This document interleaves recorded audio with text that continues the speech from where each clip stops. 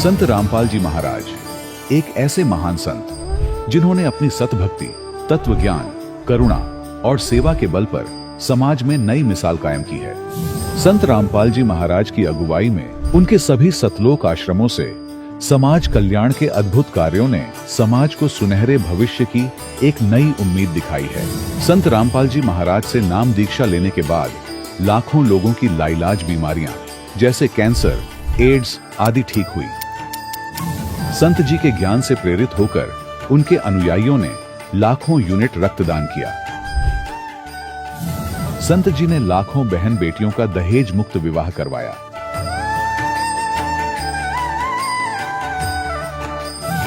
संत जी ने लाखों लोगों का नशा छुड़वाया, करोड़ों उजड़े परिवार बसे। संत जी के आश्रमों में समागम के दौरान निःशुल्क नेत्र चिकित्सा, दंत चिकित्सा प्रदान की जाती है। संत रामपाल जी महाराज द्वारा समय समय पर पर्यावरण संरक्षण के उद्देश्य से बड़े स्तर पर वृक्षारोपण किया जाता है। संत जी ने जरूरतमंदों को तत्काल राहत पहुंचाने के लिए एम्बुलेंस सेवा शुरू की। संत जी अपने अनुयायियों को देहदान के लिए प्रेरित करते हैं, जिससे मानवता की सेवा और चिकित्सा क्षेत्र में सुधार हो सके।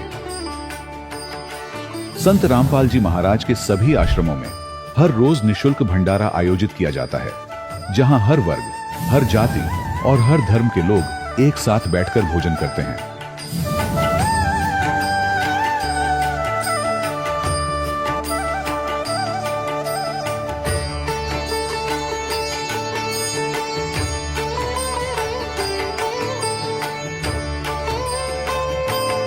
संत रामपाल जी महाराज के आश्रम में हजारों बुजुर्गों को सम्मान और प्यार के साथ जीवन जीने का अवसर मिलता है। उनके खाने, रहने और स्वास्थ्य की पूरी जिम्मेदारी संत रामपाल जी महाराज उठाते हैं। अनाथ बच्चों के लिए संत रामपाल जी महाराज के सभी आश्रम किसी वरदान से कम नहीं। यहाँ उन्हें शिक्षा, संस्कार और भविष्य के लिए बेहतर अवसर प्रदान किए जाते हैं। चाहे बाढ़ हो, भूकंप या महामारी, संत रामपाल जी महाराज और उनके अनुयायी हमेशा ही जरूरतमंदों के लिए सबसे आगे खड़े रहते हैं। कोविड महामारी के दौरान संत रामपाल जी महाराज के आश्रमों से करोड़ों लोगों के लिए भोजन, दवाइयां और जीवन रक्षक सामग्रियां उपलब्ध कराई गई। चाहे गरीब की मदद हो या किसी शोषित और पीड़ित वर्ग के हक और सम्मान की लड़ाई, संत रामपाल जी महाराज ने हमेशा ही उनकी दबी आवाज को सरकारों तक पहुंचाया है और उन्हें उचित न्याय दिलवाने में अहम भूमिका अदा की है। समाज में आध्यात्मिक और सामाजिक मूल्यों के प्रति जागरूकता लाने में संत रामपाल जी महाराज हर कदम पर मानवता के सच्चे सेवक साबित हुए हैं। संत रामपाल जी महाराज का जीवन हमें सिखाता है कि सच्ची सेवा वही है जो निस्वार्थ भाव से की जाए। आइए हम भी इस महान सेवा के कार्य में इस महान संत से जुड़ें और संत रामपाल जी महाराज से नाम दीक्षा लेकर अपने जीवन को धन्य बनाएं।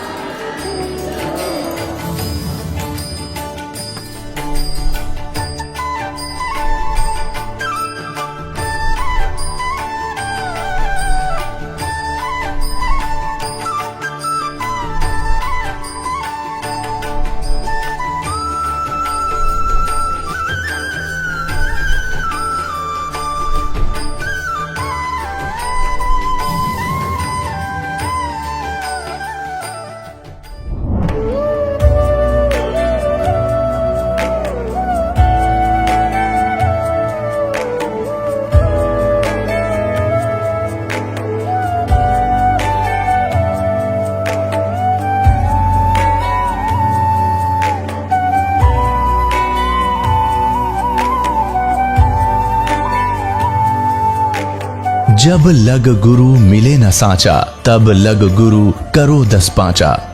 क्या गुरु बदल सकते हैं? क्या गुरु बदलने से पाप लगता है? आध्यात्म के इस मैदान में आखिर सही गुरु कौन है? गीता जी में वर्णित तत्वदर्शी संत कौन है? इन सभी प्रश्नों के उत्तर जानने के लिए अवश्य सुनिए जगत गुरु तत्वदर्शी संत रामपाल जी महाराज के मंगल प्रवचन। नमस्कार दर्शकों। कहा जाता है कि मनुष्य को उसके प्रारब्ध के कर्मों का फल भोगना ही पड़ता है। लेकिन आज शोभा जी की कहानी सुनने के बाद आपको यह बात झूठी साबित होती दिखाई देगी, क्योंकि जो आज आप अपने कानों से सुनने वाले हैं और आंखों से देखने वाले हैं, उसे देख व सुनकर आप अपने दांतों तले उंगलियां दबाओगे, क्योंकि हुआ ही कुछ ऐसा है। दरअसल बात यह है कि करनाल हरियाणा के रहने वाले शोभा जी का कहना है कि उनका बच्चा प्रारब्ध की वजह से किन्नर जन्मा था, लेकिन संत रामपाल जी महाराज की कृपा से वह बिल्कुल सामान्य बच्चों जैसा हो गया। दर्शकों, क्या ऐसा हो सकता है? क्या वास्तव में संत रामपाल जी महाराज में इतनी शक्ति है कि उनके आशीर्वाद से अद्वितीय चमत्कार हो रहे हैं? आइए जानते हैं कि इसकी पूरी सच्चाई क्या है। सुनते हैं शोभा जी की कहानी, उन्हीं की जुबानी। नमस्कार जी। नमस्कार सर। क्या नाम है सर आपका? शोभा दास है जी। शोभा जी, आप कहाँ के रहने वाले हैं? मैं सर डिस्ट्रिक्ट करनाल, गांव अमूपुर से हूँ सर। शोभा जी, संत रामपाल जी महाराज से नाम दीक्षा आपने कब ली? सर मैंने संत रामपाल जी महाराज से दीक्षा 2011 में ली जी। संत रामपाल जी महाराज से नाम दीक्षा लेने से पहले आप क्या भक्ति साधनाएं करते थे? सर भक्ति साधन तो जैसे आम समाज की तरह घर में माँ मसाणी सेठ शीतला की जो भक्ति करते हैं, ऐसे हम भी किया करते थे सर। सर फिर आप संत रामपाल जी महाराज की शरण में कैसे आए? सर संत रामपाल जी महाराज की शरण में आने से पहले मैं गांव गुमथला गढ़ुआ पेवे के पास, वहाँ मैं कटिंग का काम करता था। नाई की दुकान थी मेरी, तो वहाँ काम करता था। तो मेरे पास कटिंग के लिए समाज से लोग आया करते थे और वहाँ संत रामपाल जी महाराज के शिष्य आया करते थे। सर मैं बीमार बहुत था। एक दिन क्या हुआ, संत रामपाल जी महाराज के शिष्य ने मेरे को एक पुस्तक दी, ज्ञान गंगा। ज्ञान गंगा पुस्तक देने के बाद वो बोले, मास्टर जी इसको पढ़ा करो, शायद आपके दुख कम हो जाएं। मैंने कहा ठीक है भाई, पढ़ लूँगा मैं इसको। लेकिन मैंने उसे ले तो ली, मैंने उस पुस्तक को जाके ट्रक में रख दिया। मैंने उसको हाथ नहीं लगाया। कम से कम 4 महीने वो पुस्तक उस ट्रक में रखी रही, मेरे को कोई समय नहीं मिला। लेकिन एक दिन अचानक परमात्मा की दया हुई। दुखी तो मैं बहुत था। मैंने ट्रक से उस पुस्तक को निकाला और फिर मैंने उसको पढ़ना स्टार्ट किया। तो फिर मैंने देखा उसके अंदर एक काल पुरुष भी है। तो फिर मैंने काल पुरुष के बारे में पढ़ना स्टार्ट किया। मेरा इंटरेस्ट बढ़ गया। जैसे जैसे मैं उस पुस्तक को पढ़ता गया, तो वैसे वैसे ही मेरी जो दिमाग में टेंशन थी या थोड़ा दुखों का भार था, वो कम होता गया। और मैं भगत जी के साथ 19 मार्च 2011 को संत रामपाल जी महाराज के आश्रम में जाके मैंने नाम दीक्षा ली सर। सर संत रामपाल जी महाराज से नाम दीक्षा लेने के बाद क्या आपको भी कोई लाभ प्राप्त हुए? हाँ सर, सबसे पहले तो लाभ ये है सर, जब मैं नामदान ले चुका था तो मेरे घर जो दूसरा बच्चा हुआ, पहला मेरे पास लड़का था सर, लेकिन जो दूसरा बच्चा हुआ उसके बारे में मेरे को 10 दिन बाद पता चला। भाई वो जो मेरे घर बच्चा हुआ है ना, वो किन्नर रूप में है। मेरी भगतमती ने मेरे को फ़ोन किया, भी जो हमारे घर बच्चा हुआ है उसका कंप्लीट शरीर नहीं है। मैंने देखा है उसको। पहले तो जो दाई रूप में आती थी माई, उसको पता नहीं था, वैसे नहला देती थी। लेकिन जब मेरी भगतमती उसको नहलाने लगी ना, तब उसको स्पष्टीकरण हुआ भी इसका कंप्लीट शरीर नहीं है। तो मेरी भगतमती ने जब फ़ोन किया तो मैं तुरंत वहाँ से अपने गाँव आ गया। गाँव आने के बाद मैंने अपने बच्चे को देखा, अपनी आंखों से देखा, तो देखा कि उसका कंप्लीट शरीर नहीं है, सिर्फ पानी निकलने के लिए थोड़ा सा सुराग है उसमें। तो मेरे घर वालों ने भी देखा, हमने भी देखा। फिर मासी और को भी पता लग गया था कि फ़ोन पहुंच गया था। उन्होंने भी उस बच्चे को ऐसे मतलब कि मिलाप करके देखा। कम से कम 4-5 माइयों ने अपनी आंखों से देखा। वो कहने लग गया भी इसका ठीक होने के कोई चांस नहीं है। तो मैंने कहा भी ऐसी बात नहीं है, हमने जिसको गुरु बनाया है संत रामपाल जी महाराज को, वो पूर्ण परमात्मा के रूप में आए हुए हैं यहाँ। तो वो बोले ठीक है भाई, जैसा थारा विश्वास है करो, लेकिन डॉक्टर से दिखाओ। हमने कहा भी संत रामपाल जी महाराज से बड़ा डॉक्टर धरती पे कोई नहीं है, हम तो इसको ही पूर्ण परमात्मा मान रहे हो, यही पूर्ण परमात्मा है। तो भगत जी ऐसे हुआ। तो वहाँ से भगत जी आए और हमने उनको पूछा भी हम संत रामपाल जी महाराज से कैसे मिल सकते हैं। बोला भगत जी कुछ नहीं, आपने लाइन में खड़े होके गुरु जी आशीर्वाद लेना और उससे बातचीत करने, क्योंकि संत रामपाल जी महाराज जी सभी को आशीर्वाद देते थे आश्रम में। टोटली जितनी साध संगत जाती थी और सभी से कष्टों के बारे में पूछते थे, बेटा आपको क्या कष्ट है, और आशीर्वाद देते थे। तो उसी प्रकार हम भी चले गए, हम भी लाइन में खड़े हो गए बच्चे को लेकर। तो जब संत रामपाल जी महाराज आए, संत रामपाल जी महाराज को हमने प्रणाम किया और गुरु जी से अरदास लगाई। गुरु जी बोले, बेटा बताओ क्या कष्ट है आपको। हमने कहा, गुरु जी हमारे घर एक बच्चा हुआ है जो किन्नर रूप में है, और गुरु जी हम बहुत मतलब कि कहने का अर्थ समाज से और अपने जो रिश्तेदार हैं उनसे परेशान हो गए। अभी उनको पता लग गया अभी इनके घर ये पैदा हुआ है, और स्वाभाविक है वो कहते हैं अभी इसको तो घर नहीं रखा जाएगा और इनको किन्नर ले जाएंगे। तो परमात्मा से पढ़े, बोला बेटा ऐसी कोई बात नहीं है, ठीक है, आप फूस मांग रहे हो, अन्न मांगो ना। यहाँ किसान अन्न के लिए ही खेती करता है, तो आप अन्न मांगो, फूस तो वैसे ही मिल जाएगा। तो बोला बेटा आपको दूसरा मंत्र मिलेगा 4 महीने बाद, फिर देखना जो ये कर्मों की मार है ना, इसको परमात्मा जलाकर राख कर देंगे। तो हमने कहा ठीक है गुरु जी। हमने गुरु जी से आशीर्वाद लिया और हम दोनों जी वापस अपने गांव चले गए। तो हमारा उस दिन से इतनी खुमारी लग गई, तो हम दिन रात ही प्रथम मंत्र का जाप करने लग गए, काम कम जाप ज़्यादा। तो जैसे ही 4 महीने बाद हमारे को सतनाम मिला। सतनाम मिलते ही हमने रट्टा लगा दिया सतनाम का, क्योंकि हमारे आगे तो हमने ये दुखों का पहाड़ दिख रहा था, भाई बहुत बड़ा पहाड़ है ये तो, और परमात्मा ने कह रखे ठीक होगा। तो सर जब हमारे को 4 दिन हो गए ना सतनाम का जाप करते हुए, 5वां दिन आया, सर्दी के दिन थे, मेरी भक्तमती उस बच्चे को गर्म पानी के साथ बाहर धूप में नला रही थी और मैं भी बैठा था चारपाई पे। तो उसने कहा, देखो देखो जी, देखिए ये कंप्लीट शरीर हो गया, सतगुरुदेव ने हमारे ने कंप्लीट शरीर कर दिया। तो देखो जी, मैं दौड़ा दौड़ा गया और जाके मैंने शरीर को भी देखा कंप्लीट ही शरीर हुआ था। संत रामपाल जी महाराज ने उस टाइम जो अपने वचन थे वो पूरे कंप्लीट कर दिए थे जी, और उस बच्चे को गुड़िया बना दिया। और आज वो गुड़िया मेरे पास है जी, 7 साल की हो रही है जी। अगर आज को किसी को यकीन नहीं है, आके मेरे घर आके देख सकते हैं। गांव का नाम है मेरा अमूपुर, डिस्ट्रिक्ट करनाल। मेरे गांव में देखो जो मेरे घर वाले हैं उनको पता है और हमको पता है, मेरी रिश्तेदारी को पता है, किसी से भी पता कर सकते हैं। लेकिन जो परमात्मा का रास्ता है ना, इसमें समाज कभी साथ नहीं देता। चमत्कार देखने के बाद भी उसको भूल भुलैया कर देता है। लेकिन जिसके ऊपर हो रहे हैं, अब जैसे मेरे ऊपर संत रामपाल जी महाराज के रूप में जो मेरे ऊपर चमत्कार किया है, हम यही कहा करते थे भाई जो मेरे घर बच्चा है वो एक किन्नर रूप में था और आज वो गुड़िया है कंप्लीट। जो वो बच्चा ना उम्र भर हमारे से अलग भी हो जाता और ना जाने कहाँ कहाँ धक्के खाता, लेकिन इस कंप्लीट गॉड ने, संत रामपाल जी महाराज ने उस बच्चे को आज कंप्लीट शरीर देके उसको और नामदान देके मोक्ष का रास्ता हमारे पूरे ही परिवार को दे दिया है। सर मेरे अंदर आँखों से कम दिखाई देना, कानों से कम सुनाई देना, और जी जो मैं ये बता रहा था मेरे नाभि खिसक जाना, तो इनसे बहुत दुखी था जी मैं। और साइडों में जो पत्थरियाँ हो जाना, मैंने दुनिया भर की दवाई खाई जी, आज भी मेरे हाथ वो कंप्लीट मतलब कि कहने का थोड़ा थोड़ा मालिक ने याद रखने के लिए छोड़ रखे हैं। यहाँ भी मैंने दवाई खा रखी, 1000 रुपये की, 2,000 रुपये की, इतनी दवाई खाता था। सुबह 4 बजे उठ के पत्थरियों की दवाई खाता था जी मैं। लेकिन जब से मैं संत रामपाल जी महाराज से जुड़ा हूँ, उसके बाद मेरे को एक गोली तक नहीं खानी पड़ी जी।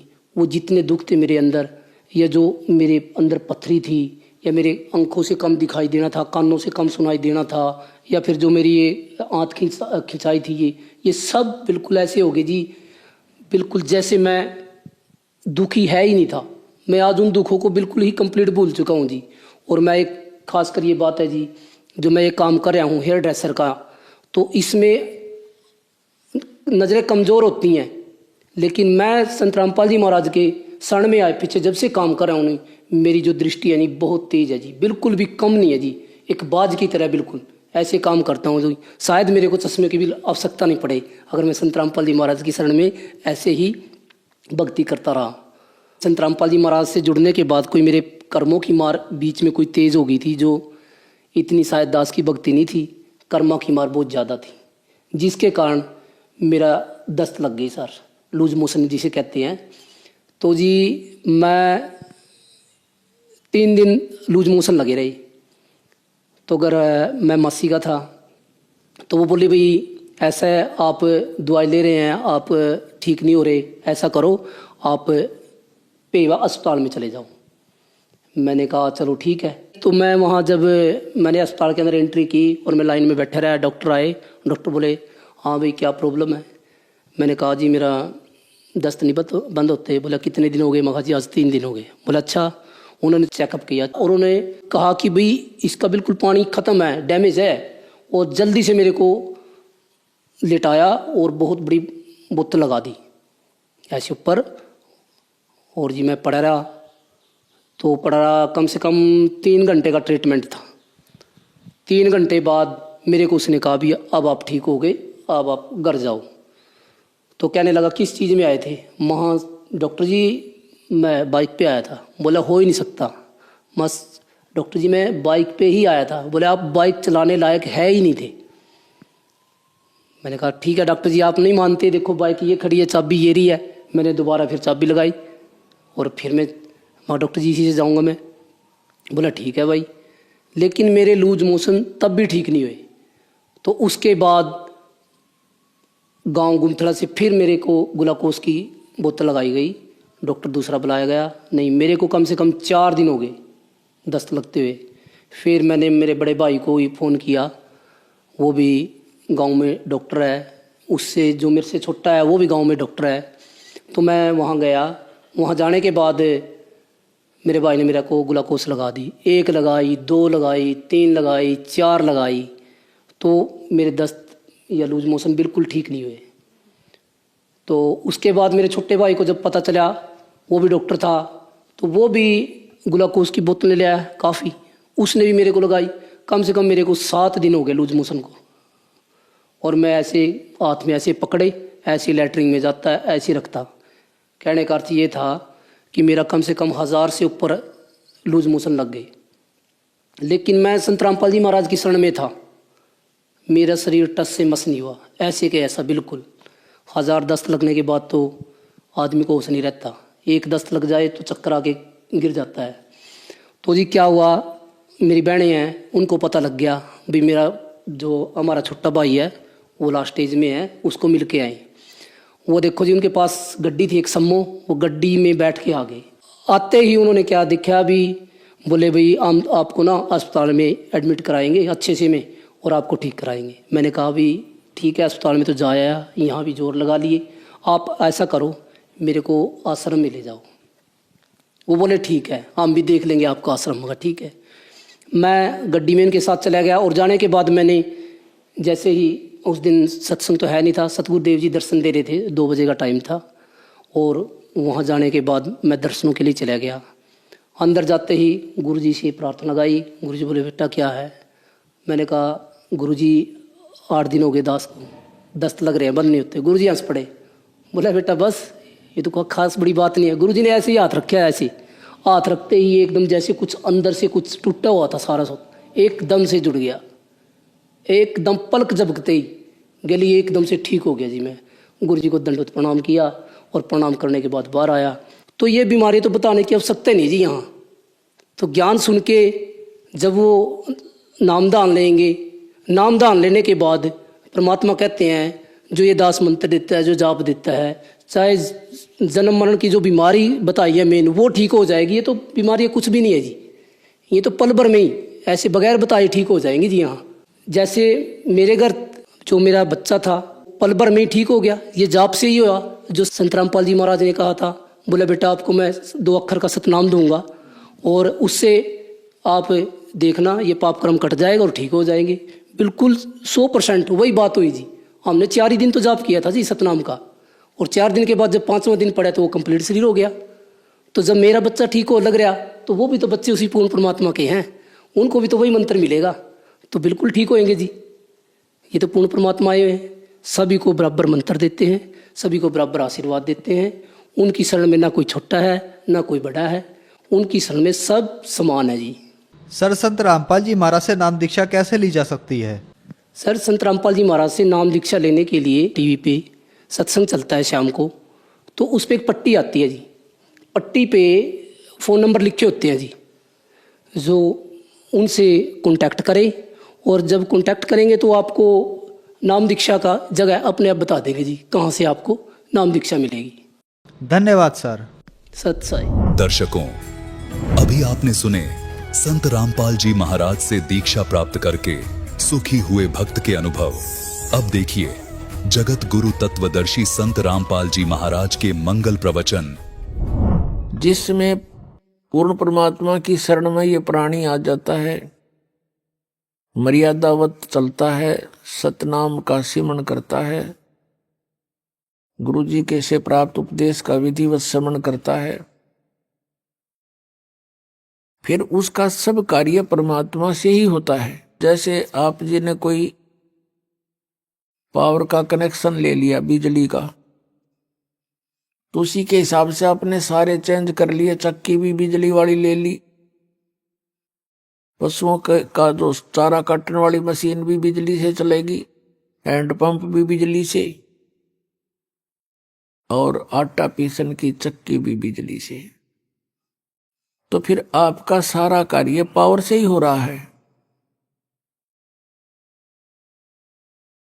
तो ऐसे ही जब आपको एक कनेक्शन मिल जाता है तो आपके सब क्रियाएं बदल जाती हैं। परमात्मा का कनेक्शन जब आपको प्राप्त हो जाता है, शरण मिल जाती है, तो आपके सभी कार्य उस परमात्मा की पावर से ही होते हैं। या कहते हैं भक्ति मुक्ति के दाता सतगुरु, भटकत प्राणी फिरंदा, उस साहिब के हुक्म बिना नहीं तरवर पात हिलंदा। उपदेश ग्रहण करके और फिर प्राणी भटकता है इधर उधर, मन को स्थिर नहीं करके कितना और जाता है, किसी संतों के पास जाता है या अन्य किसी और उपासना स्थल पर जैसे पहले भटका करते वहां जाता है। उसके लिए कहते हैं कि भक्ति और मुक्ति के सतगुर ही दाता हैं, अन्य कोई नहीं है। और भटकत प्राण फिरंदा, उस साहिब के हुक्म बिना नहीं तरवर पात हिलंदा।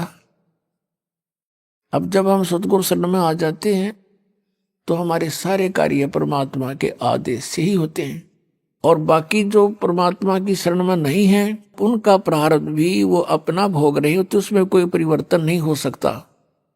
उस मालिक के हुक्म बिना उसमें भी कोई परिवर्तन नहीं हो सकता। तरवर पात यानी वृक्ष का पत्ता भी नहीं हिल सकता। अर्थात कोई भी कार्य उस परमात्मा के विधान के विपरीत नहीं हो सकता। अपने विधान को स्वयं ही चेंज कर सकता है, दूसरे पर पावर नहीं है। परमात्मा बताते हैं, मात पिता मिल जाएंगे, मात पिता मिल जाएंगे, 184 माही, सतगुरु सेवा और बंदगी फिर मिलन की नाही। सत्संग की आधी घड़ी, तप के वर्ष 1000, तो भी बराबर है नहीं, कहें कबीर विचार।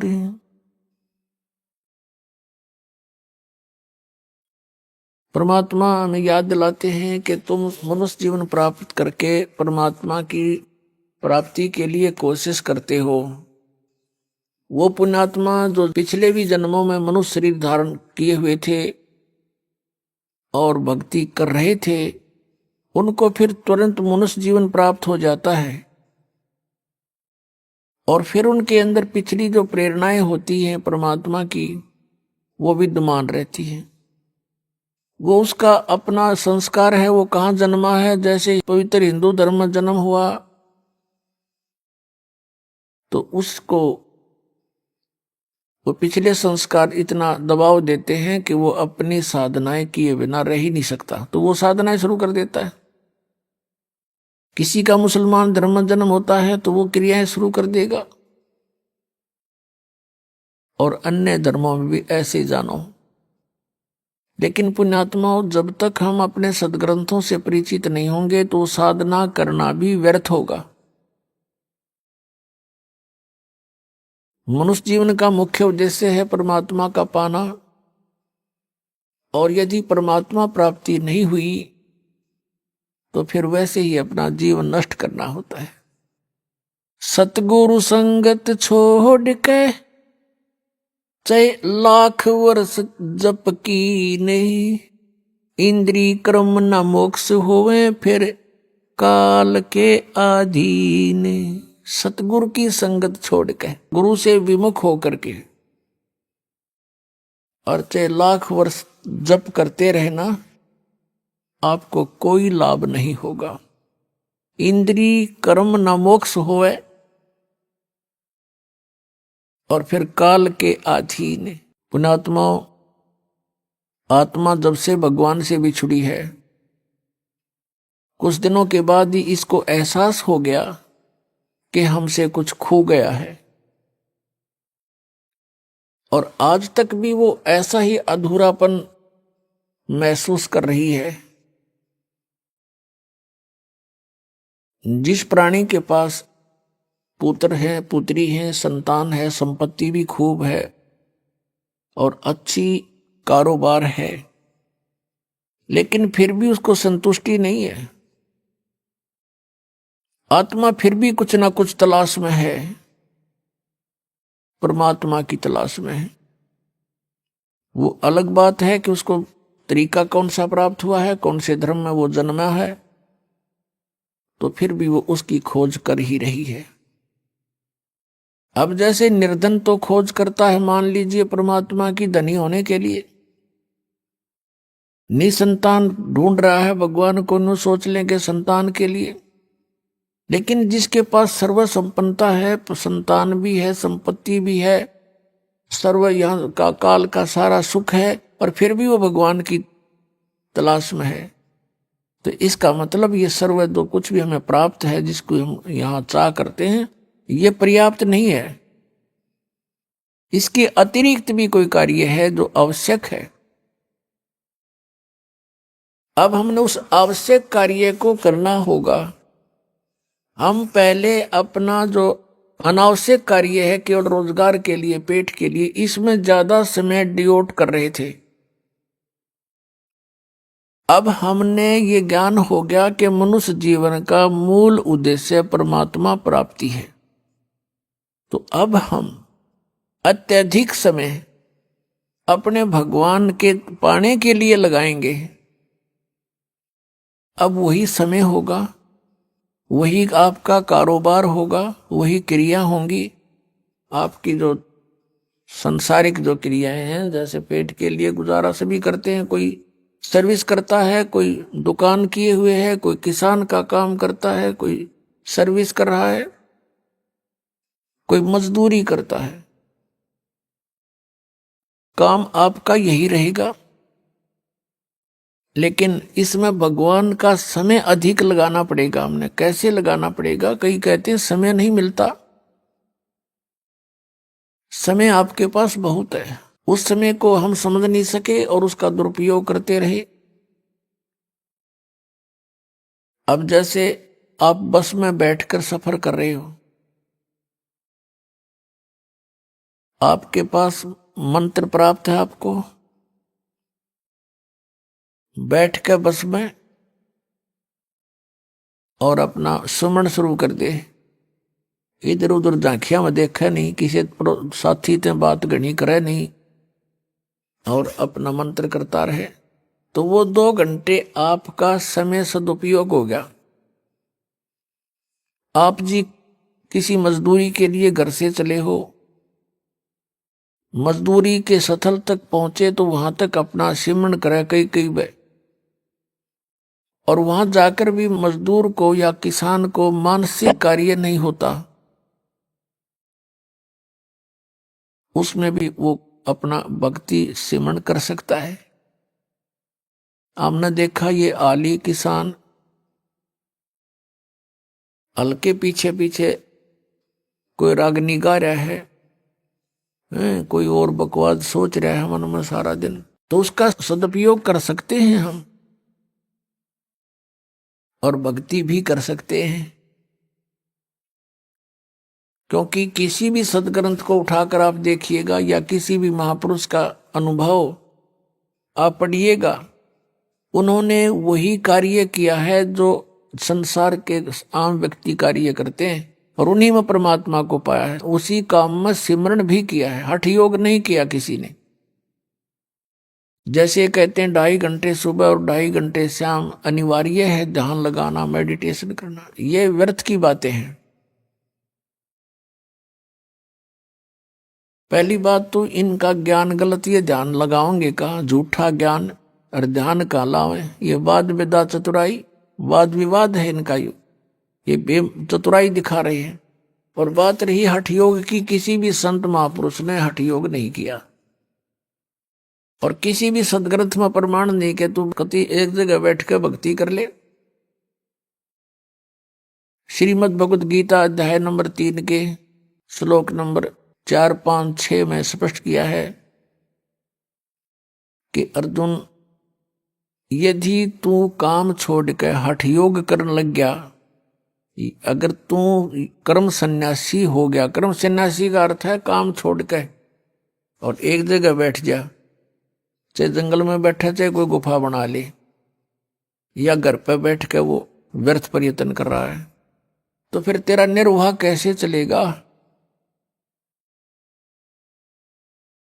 फिर क्या है, इस काल ने 5वें अध्याय के अंदर फिर अपनी टांग अड़ाई है गीता ज्ञानदाता ने। उसमें इसने बताया है कि ऐसा आसन हो, ना घना ऊंचा हो ना नीचा हो, एकांत स्थान हो, नाक के आगे ध्यान लगावे और ऐसे भक्ति करे। ये वेद ज्ञान नहीं है, ये इसका अपना मत है। गीता जी के अंदर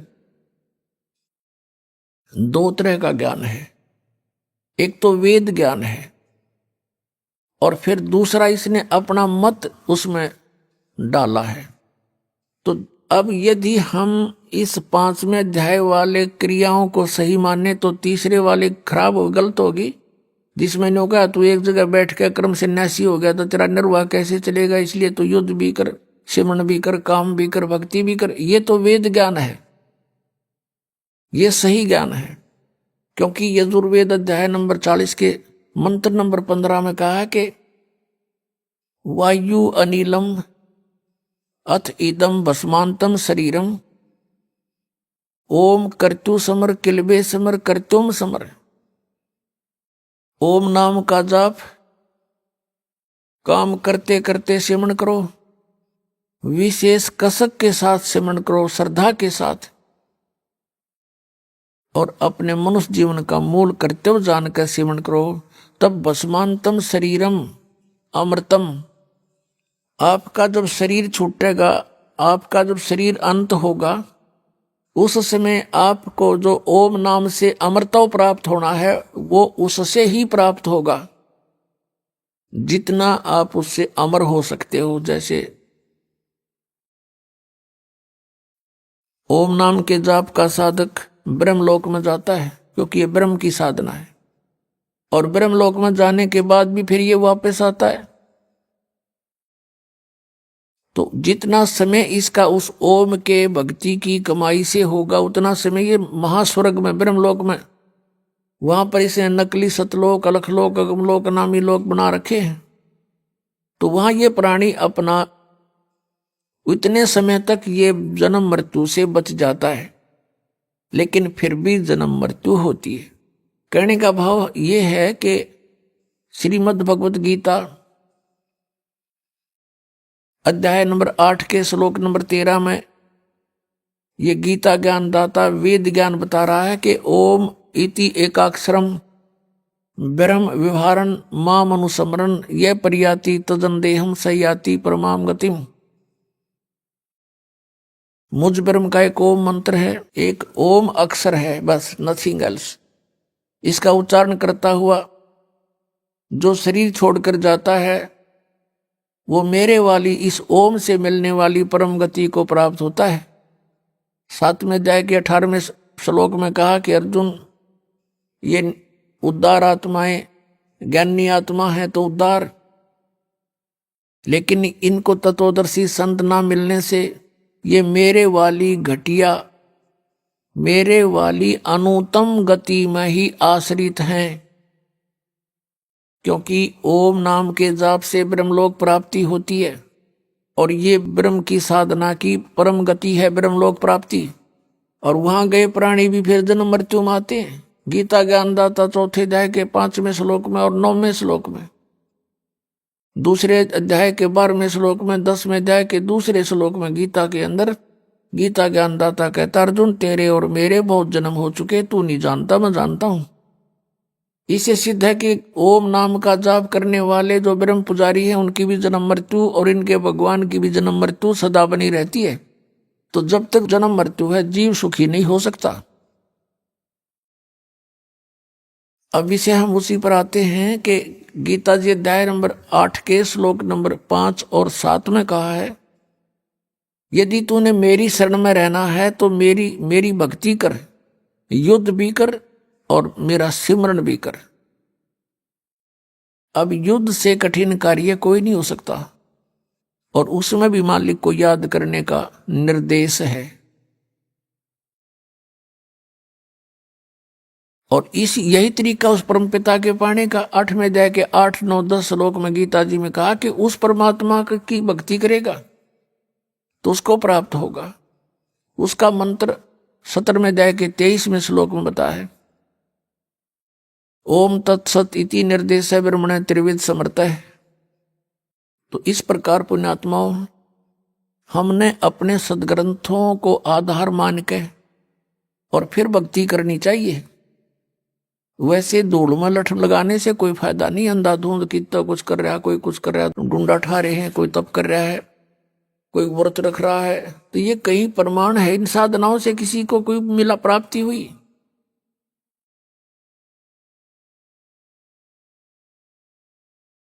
तो इस प्रकार उस सूक्ष्म वेद के अंदर परमात्मा ने बताया है, नाम उठत नाम बैठत नाम सोवत जागवे, नाम खाते नाम पीते नाम सेती लागवे।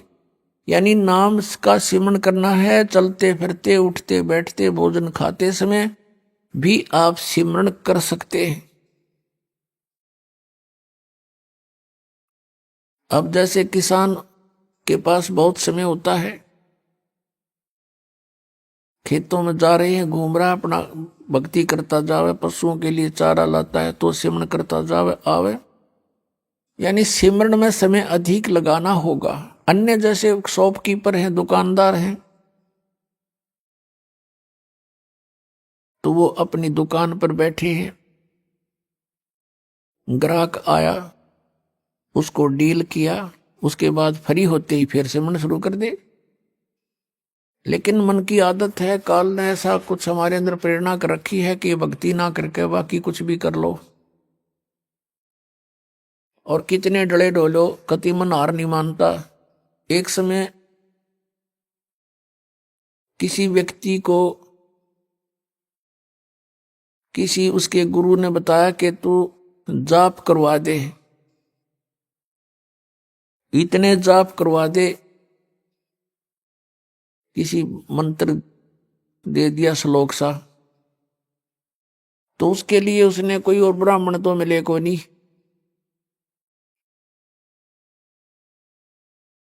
उस अपने गुरु से पूछा, जी ब्राह्मण नहीं मिल रहे हैं, मैं किसी और से करा सकता हूं? कहां मैं किसी से करा दे, फिर इतने मंत्र करा दे तू। वो गया वहां पर लेबर चौक पे, लेबर चौक पर 2 व्यक्तियों से कहा, भी ऐसे ऐसे काम है, आप यहां क्या दिहाड़ी लेते हो एक दिन की डेली? उन्होंने बताया कि हम 15 रुपए लेते हैं। और क्या काम करते हो? कि सारा दिन तसले ढोते हैं, मिट्टी डालते हैं सड़कों पर या किसी के घर पे। अभी आपने सुने संत रामपाल जी महाराज के मंगल प्रवचन। आइए अब सुनते हैं संत रामपाल जी महाराज से नाम दीक्षा लेकर सतभक्ति करके अद्भुत लाभ प्राप्त करने वाले अनुयायी के विचार। दर्शकों, प्रेत बाधा एक ऐसी समस्या है जिसे किसी और को बताना बहुत मुश्किल होता है, क्योंकि अक्सर लोग ऐसी बातों पर विश्वास नहीं करते। लेकिन सच ये है कि अनेकों ऐसे घर हैं जो प्रेत बाधा से जूझ रहे हैं। उसमें से एक घर था झारखंड की निवासी पुष्पा जी का। पुष्पा जी ने प्रेत बाधा से छुटकारा पाने के लिए अनेक प्रयत्न किए। वे तांत्रिकों और ओझाओं के पास भी गईं, लेकिन इसके बावजूद उन्हें कोई राहत नहीं मिली। फिर एक दिन एक प्रेत ने ही पुष्पा जी को बताया कि पुष्पा, तू हरियाणा जा, वहां एक पूर्ण संत हैं, वही तेरा समाधान करेंगे। तो आइए जानते हैं कि क्या पुष्पा जी को वह पूर्ण संत मिल गया। सुनते हैं पुष्पा जी की कहानी उन्हीं की जुबानी। नमस्कार जी। नमस्कार सर। क्या नाम है जी आपका? पुष्पा सिंह, कहाँ से हैं आप? झारखंड से। हम आपसे ये जानना चाहेंगे कि संत रामपाल जी महाराज जी से आपने कब नाम दीक्षा ली? 2011 4 मार्च।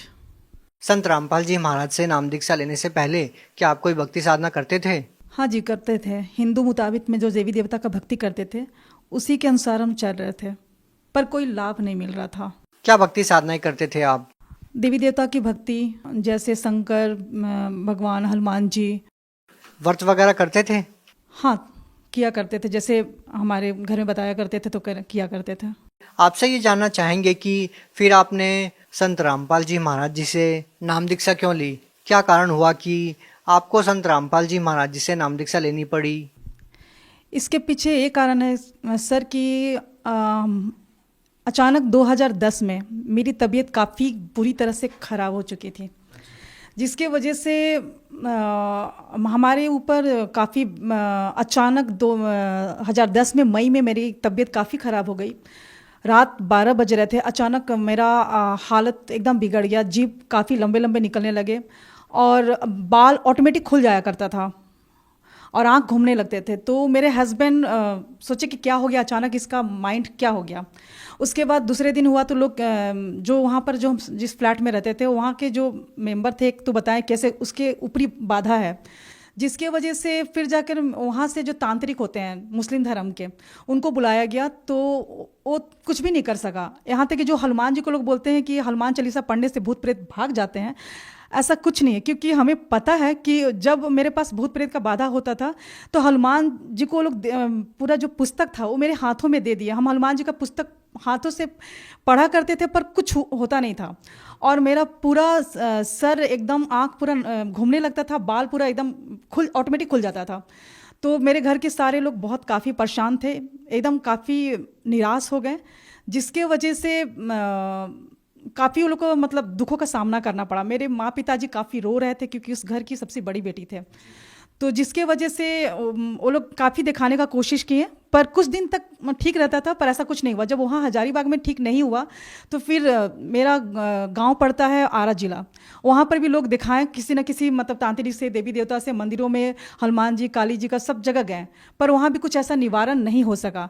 उसके बाद फिर वहाँ से वापस आए तो हमारे घर मैके जमशेदपुर पड़ता है, वहाँ पर भी गए तो नवरात्र सब मेरी मम्मी लोग की थी, पर ऐसा कुछ होता नहीं था। मेरा ऑटोमेटिक नवरात्र के ही दिन में मेरे पूरे मतलब 9-10 भूत प्रेत का बाधा ऐसा लग रहा था। फिर मेरी मम्मी बहुत घबराई, फिर एक मुस्लिम धर्म के तांत्रिक के पास लेकर गई, जिससे पता चला कि मेरे अंदर 7-8-10 भूत थे।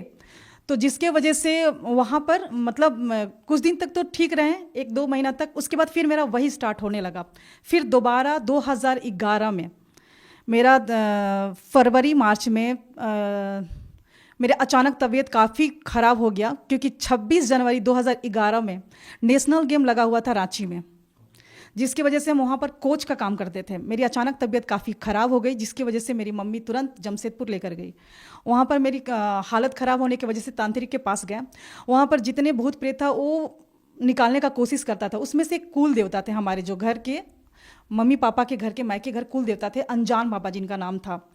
तो वो उस तांत्रिक से नहीं निकल रहा था। उसने पूरे डंके के चोट पे बोल दिया कि अपने बेटी को तू बचा नहीं सकता, चाहे तू कहीं भी किसी भी कोना में पृथ्वी के किसी भी चल जाओ, नहीं बचा सकता है। अगर तुम्हारी बेटी बच सकती है तो सिर्फ एक ही जगह बच सकती है, हरियाणा में बापों का बाप बैठा है, यानी वो परमात्मा बैठा है, वहां पर ही तुम्हारी बेटी बच सकती, नहीं तो कहीं भी किसी भी धरती के कोने पर, क्या पूरे ब्रह्मांड में नहीं बचा सकता। सिर्फ हरियाणा में ही जाएगा तो तुम बचा सकते हो। किसने बोला ये मेरे जो अंदर भूत था, कुल देवता अनजान बाबा का नाम से, वो फेमस था, तो उसने कहा। क्या उससे पहले आप लोगों ने संत रामपाल जी महाराज जी का नाम सुना था? नहीं, नाम नहीं सुना था जी। इसके वजह से हम काफ़ी परेशानियों से घिरे हुए थे। ये कब की बात है? ये 2011 की बात है। इससे पहले आपने कभी संत रामपाल जी महाराज जी का नाम नहीं सुना था? नहीं, 2010 में मेरे हस्बैंड को बुक मिली हुई थी, जो उन्होंने हमें बताया नहीं था कि ज्ञान गंगा पुस्तक उनको मिल चुका है, क्योंकि ट्रेन में वो लेकर आए और फिर वो वैसे ही घर में रख दी। आपको बाद में पता चला? हाँ, 2011 में जनवरी के समय में उस बुक को अचानक, हम जैसे हस्बैंड वाइफ दोनों जॉब करते हैं, तो मेरा लेजर पीरियड था, तो मेरा खाली पीरियड था, तो हम सोचे कि इस बुक में क्या है, ज्ञान गंगा नाम में कुछ डिफरेंट बुक है, तो उस बुक को हम लेकर गए। दरअसल हम आपसे ये जानना चाहते हैं कि संत रामपाल जी महाराज जी का नाम, जो आपके अंदर जो प्रेत आत्मा थी, जिनको आप बता रहे हैं कोई बाबा थे, उन्होंने कहा कि संत रामपाल जी महाराज हरियाणा में कोई संत है, ऐसा महात्मा है जो आपकी इस भूत प्रेत की बाधा को ठीक कर सकता है। तो हम आपसे ये जानना चाहते हैं कि आपके पति को जो पुस्तक मिली थी, क्या उस टाइम पे आपको पता चल चुका था संत रामपाल जी महाराज जी ही आपकी इस समस्या को दूर कर सकते हैं? ये पुस्तक 2010 में अगस्त में मिला ट्रेन में, जो मैं पढ़ नहीं सकी थी, उसको ठीक जनवरी में मैंने 2011 में पढ़ा। उस पुस्तक को पढ़ने के बाद बहुत सारा चमत्कार पड़े हुए थे। मैंने कभी नहीं सुना था संत रामपाल जी महाराज जी के बारे में, तो सिर्फ मैंने इतना सोचा कि परमात्मा भगवान का जो उसमें लाभ कैसे होता है, किस तरह होता है, भगवान कैसे सुख देता है, उस ज्ञान गंगा पुस्तक के पढ़ने के बाद ही पता चला। पहले तो ऐसा था कि भक्ति करते थे पर लाभ कुछ होता नहीं था। नहीं, ऐसा भी तो हो सकता है कि आपने पुस्तक पढ़ी और माइंड में आपको ये बातें घूमने लगी कि उसके बाद ही आपके अंदर जो प्रेत है उसने कहा हो कि संत रामपाल जी महाराज जी के पास चले जाओ, या उससे पहले आपने कभी नाम ही नहीं सुना था? नाम तो सुना नहीं था, बल्कि उसके बाद वो खुद प्रेत बाधा उसने खुद कह दिया कि आपकी बेटी बच ही नहीं सकती है। उसके बाद आपने संत रामपाल जी महाराज जी के बारे में जानना शुरू किया था। तो फिर जाके फिर हमारे घर के फैमिली काफ़ी दुखी थे, जिसकी वजह से उन्होंने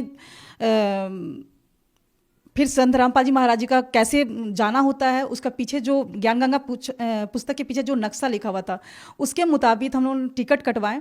अच्छा, जो बातें जहाँ से शुरू होती है वही अब मुकाम पे है कि जैसे ही जो आपके अंदर जो भूत प्रेत की बाधा थी, उन्होंने कहा कि संत रामपाल जी महाराज जी ही ठीक कर सकते हैं, पूरी पृथ्वी पर केवल एक ही जगह है। क्या वो बात सही साबित हुई? जो आपके अंदर भूत प्रेत जो बोल रहा था कि केवल वहीं पर ये बाधा ठीक हो सकती है, तो क्या संत रामपाल जी महाराज जी से नाम दीक्षा लेने के बाद ही आप ठीक हुए? जब हम सब तरह से थक चुके थे, मंदिर, मस्जिद, गुरुद्वारा सब जगह जा चुके थे, जब इंसान का तबीयत खराब होता है ना, तो उसके माँ पिताजी काफ़ी दुखी होते हैं। तब उन समय वो हिंदू, मुस्लिम, सिख, ईसाई नहीं देखते हैं, वो सभी धर्म में जाना स्टार्ट कर देते ताकि उसका बच्चा ठीक हो सके। उस समय वहाँ पर मानसिकता खत्म हो जाता है, जाति पाति क्या होता है। तो उसके बाद हमारी जब संत रामपाल जी महाराज जी के शरण में गए, तो जो हमारे भूत पाता का बाधा था, जो हम जिसकी वजह से काफ़ी परेशान हुआ करते थे, वो संत रामपाल जी के महाराज जी के शरण में जाते ही और नाम दीक्षा लेते ही आशीर्वाद मात्र से, सिर्फ दर्शन फर्स्ट बार ही मैंने किया था, ये भी नहीं जानते थे कि संत रामपाल जी महाराज जी कि मतलब क्या होता है। मतलब वहाँ पर जैसे गए तो वहाँ के सभी आश्रम में रखते ही पाँव एक अलग सा माहौल लगा, एक अलग सा दुनिया, जहाँ लगा कि पूरा दुखों का संसार में से निकल के सतलोक जो आश्रम पहुँचे, लगा कि एक बहुत सुकून शांति भरा दुनिया था।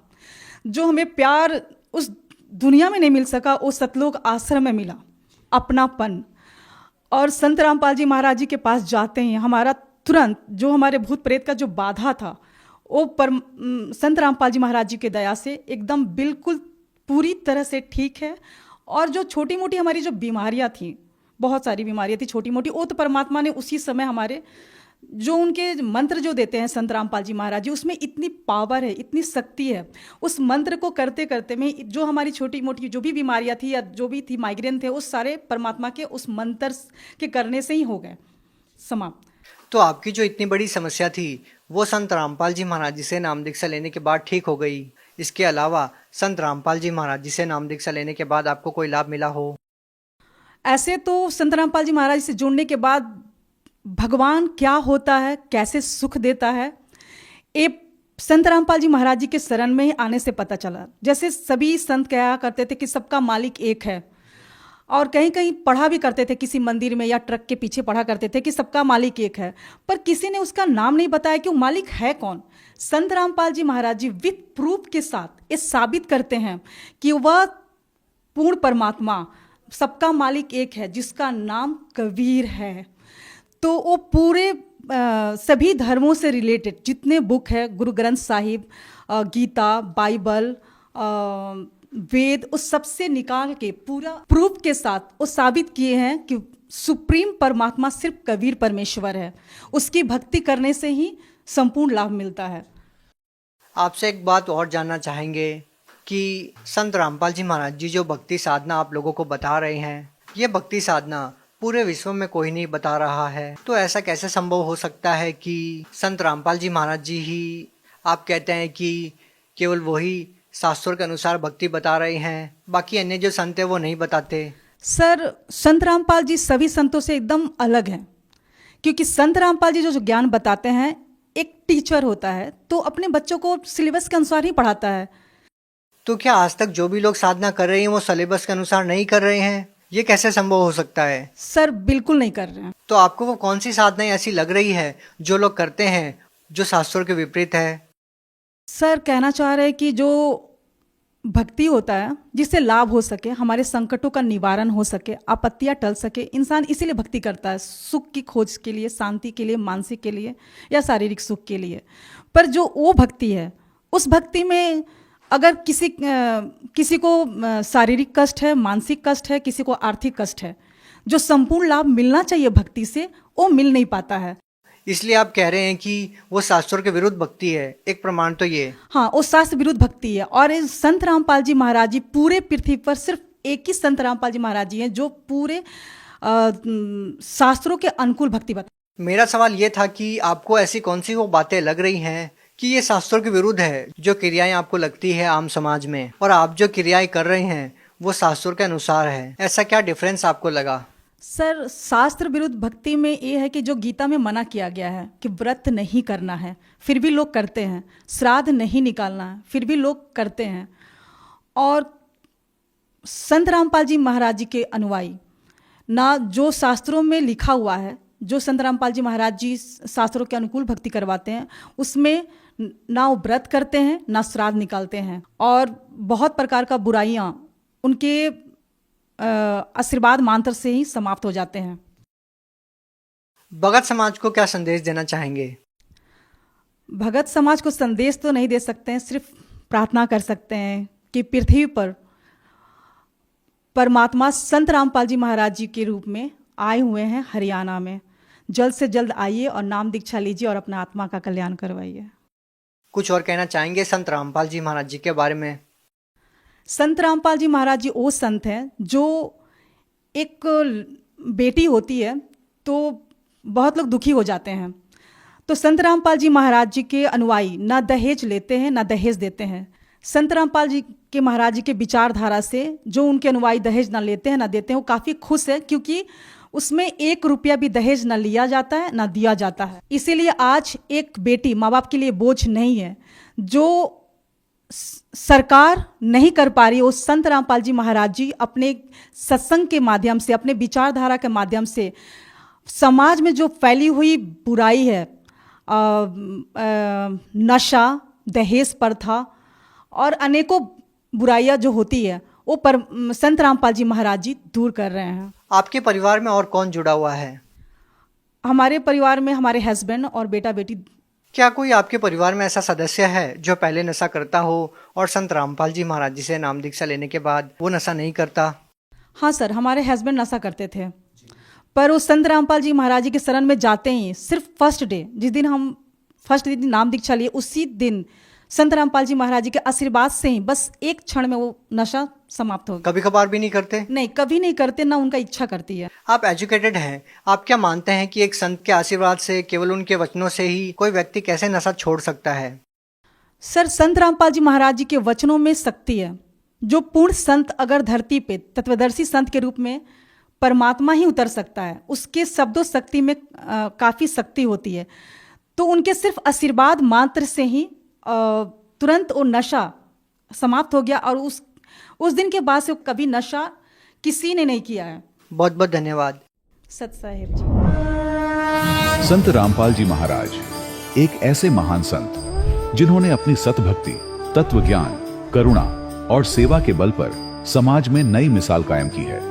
संत रामपाल जी महाराज की अगुवाई में उनके सभी सतलोक आश्रमों से समाज कल्याण के अद्भुत कार्यों ने समाज को सुनहरे भविष्य की एक नई उम्मीद दिखाई है। संत रामपाल जी महाराज से नाम दीक्षा लेने के बाद लाखों लोगों की लाइलाज बीमारियां जैसे कैंसर, एड्स आदि ठीक हुई। संत जी के ज्ञान से प्रेरित होकर उनके अनुयायियों ने लाखों यूनिट रक्तदान किया। संत जी ने लाखों बहन बेटियों का दहेज मुक्त विवाह करवाया।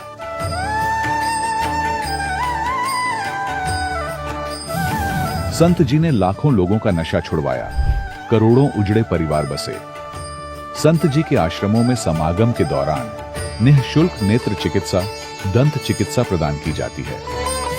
संत रामपाल जी महाराज द्वारा समय समय पर पर्यावरण संरक्षण के उद्देश्य से बड़े स्तर पर वृक्षारोपण किया जाता है। संत जी ने जरूरतमंदों को तत्काल राहत पहुंचाने के लिए एम्बुलेंस सेवा शुरू की। संत जी अपने अनुयायियों को देहदान के लिए प्रेरित करते हैं, जिससे मानवता की सेवा और चिकित्सा क्षेत्र में सुधार हो सके। संत रामपाल जी महाराज के सभी आश्रमों में हर रोज निशुल्क भंडारा आयोजित किया जाता है, जहां हर वर्ग, हर जाति और हर धर्म के लोग एक साथ बैठकर भोजन करते हैं।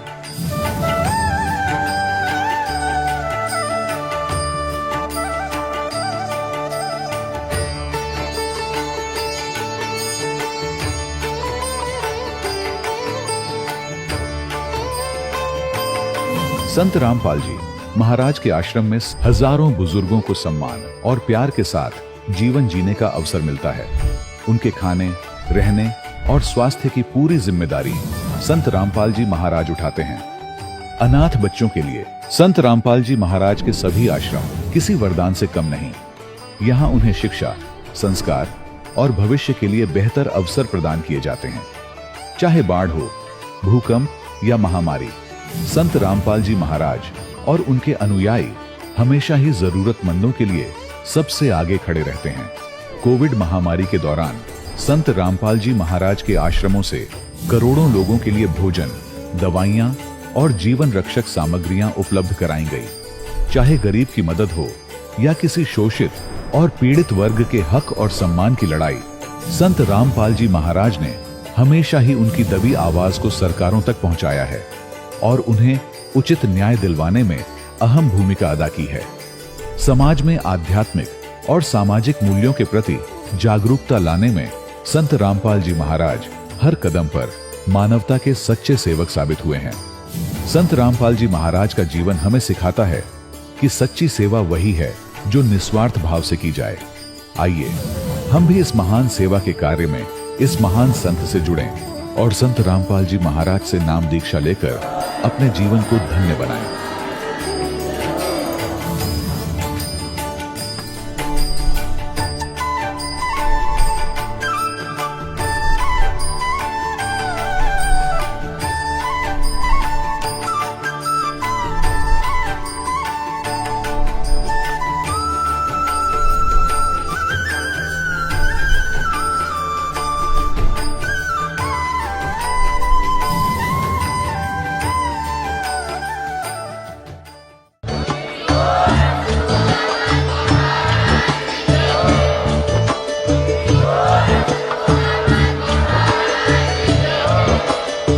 सुन रहे थे जगत गुरु तत्वदर्शी संत रामपाल जी महाराज जी के मंगल प्रवचन। अधिक जानकारी के लिए विजिट कीजिए हमारी वेबसाइट www.jagatgururampalji.org।